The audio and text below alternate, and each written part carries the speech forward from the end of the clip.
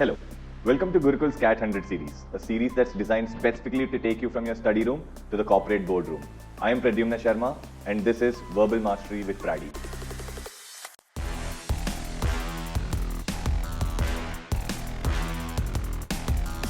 Hello everyone, welcome back to another video. Now, this is your passage for today. If you want to take this up as a test, all you've got to do is go on to www.gurukul.org.in, and over there you would find a login button. When you click it, you can sign up to our 100 days to CAT test series.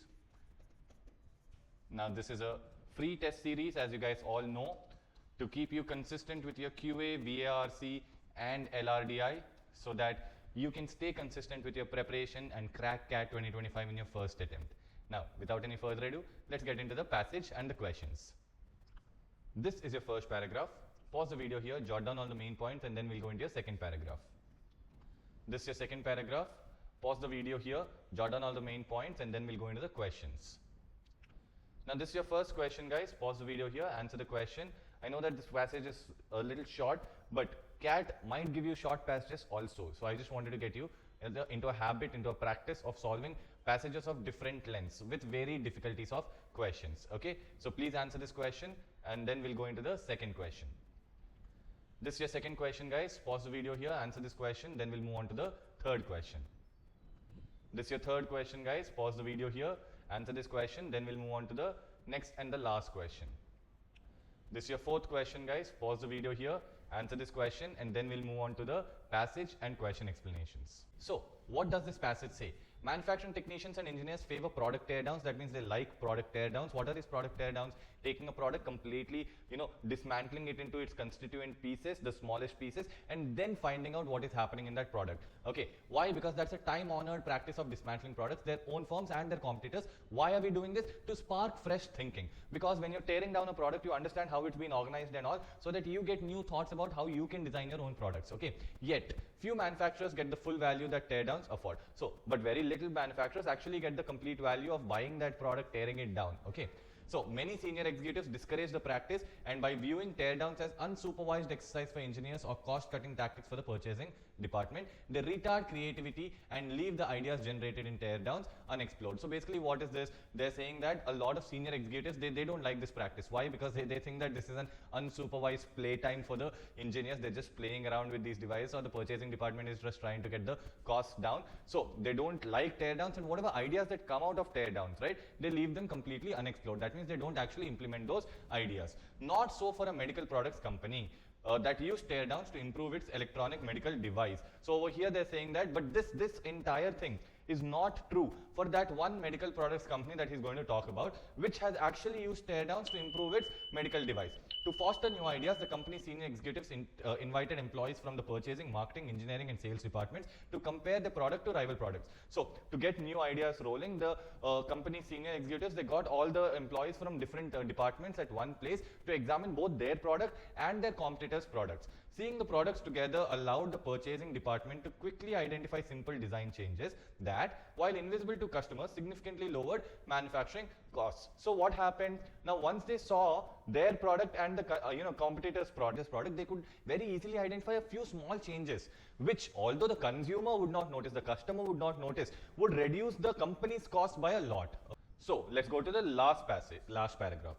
Additionally, seeing the configurations of the competitors' electronic circuit boards spurred the team to discuss the manufacturing implications of the company's modular approach to design. So what is this modular approach? Modular approach is where you have a framework. Okay, you have certain components in that framework, but you can swap those components around.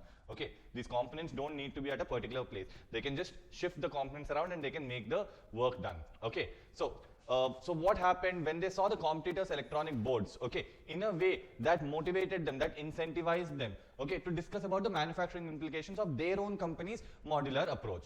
The engineers had long assumed that letting consumers, when purchasing, select various options was advantageous and had emphasized this in the product design. Yet the salespeople reported that customers rarely took advantage of that capability. So the engineers, they thought that if we give a lot of options to our consumers, okay, it'll be really nice, and they always try to put that down into the design. But salespeople, what did the salespeople say? The people who are actually going out and selling that to customers, they have the first-hand report of the customers on what they want, right? So they told that customers don't care about this. Okay, so you giving them multiple options to customize and all, they don't care about all of this. Okay, so what happened? Those conversations ultimately led to simplifications in the product circuitry, significantly lowering costs, and also helped marketers identify a new customer segment where the product might command a higher price. So what does that mean? So this discussion between the sales people, engineering department people, purchasing department people, marketing department people, all of them together, okay, it actually got to a consensus where the engineering department could reduce or simplify the electronic circuitry so that the consumers would buy it, it was invisible to the consumers, and the costs would come down. Also, one extra bonus is that the marketing team now had a new customer segment which would pay higher for a different product that they had designed. So all in all, them collaborating and coming together while getting a tear down, the method of not only tearing down but what is happening during the tear down actually helped the company design a better product and sell it widely. Now that we're done with the passage explanations, let's get into the question explanations. So question 1 says, the information in the passage provides most support for which of the following statements about the salespeople reported having observed in relation to the customer behavior. So regarding the salesperson's observations of the customer behavior, which is most strengthening, okay, out of these 4. The senior executives of medical products company had previously been aware of what the salespeople reported having observed. No, the senior executives were not aware. That's why they got all of these people together. They had a discussion. That is when this whole thing came up. So this will not be the correct answer. Salespeople in reporting their observations were focused primarily on generating new customer segments for the marketeers. Again, this generating of a new customer segment was a consequence. It was not the thing that they aimed for, right? So this is also not true. The salespeople's observations called into question one of the engineer's assumptions, obviously. Okay, so far it's true about the design of the company's device. So absolutely, so whatever the salespeople had told, that actually challenged what the engineers were thinking about the design of the device, right? So this should be true. Okay, this gives most support. Now D, the salespeople were themselves surprised by what they had observed. Now see, nowhere in the passage did they tell us that salespeople were surprised or what, right? So I can remove this. My best possible answer would be C. So let's go on to the second question.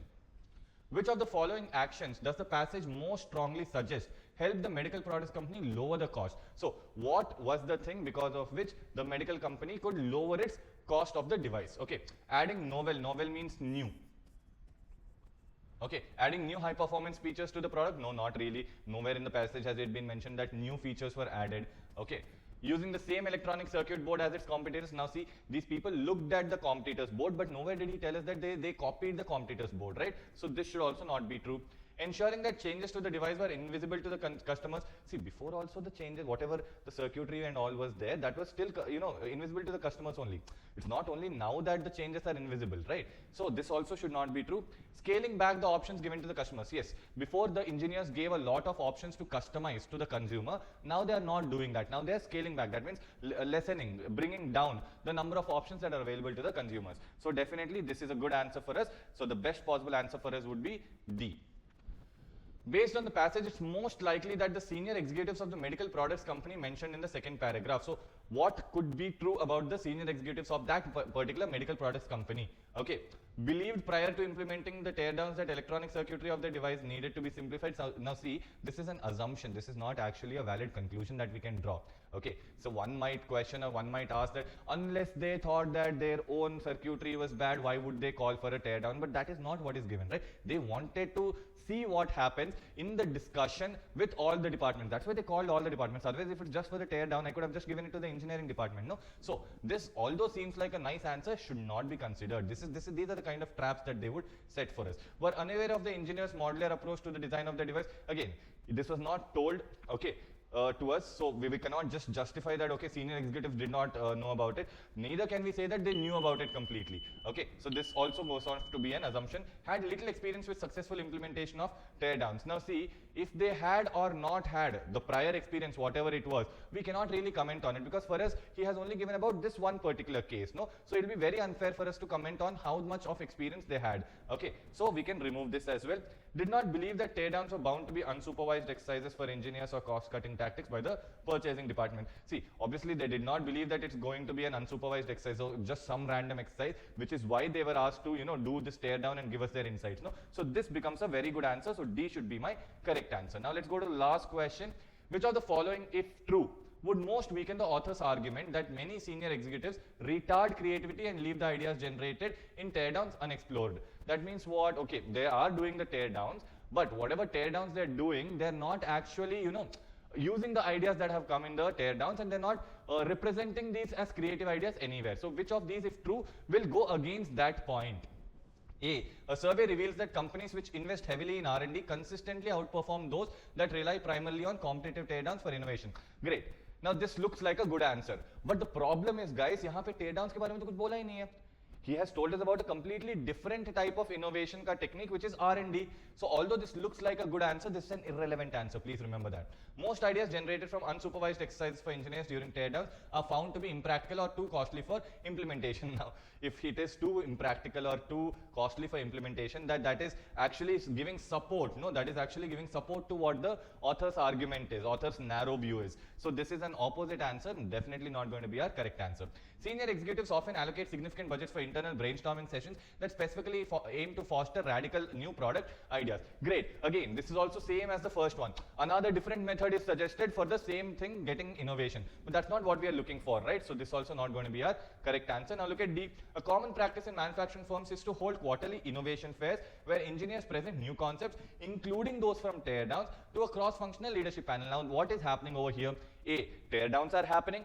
See, unless teardowns happen, they can't present ideas from teardowns, right? So teardowns are happening.